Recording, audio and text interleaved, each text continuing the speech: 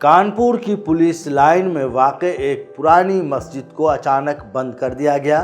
وجہ ایک گمنام شکایت اور پس پردہ وہی پرانا تعصب، شک، خوف اور مسلم شناخت پر سوال۔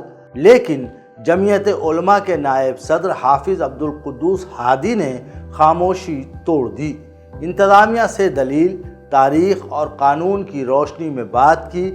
کئی دن کی جدوجہد کے بعد تالا کھلا اور مسجد میں پھر سے سجدے ہونے لگے۔ مایوسی میں امید کی اذان سنائی دی۔ یہ محض مسجد کا دروازہ کھلنا نہیں تھا، بلکہ یہ ایک پیغام تھا کہ اگر بات علم، وقار اور حوصلے سے کی جائے تو بندشیں بھی پگھل سکتی ہیں۔ حافظ صاحب کی قیادت میں ایک خاموش احتجاج نے سبھی کو یہ یقین دلایا کہ قانونی جدوجہد کبھی ضائع نہیں جاتی۔ دوسری طرف پروفیسر علی خان محمود آبادی نے سوشل میڈیا پر چند سوالات اٹھائے تو ملک دشمنی کے الزامات لگا دیے گئے۔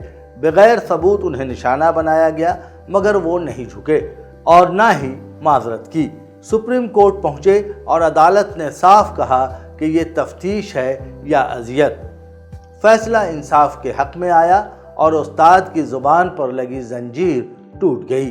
ان کا مقدمہ صرف ان کا ذاتی دفاع نہیں تھا، بلکہ اس ہر شخص کی نمائندگی تھی جو آزاد خیال سوال کرنے کا حق رکھتا ہے اور سچ کے لیے آواز بلند کرتا ہے۔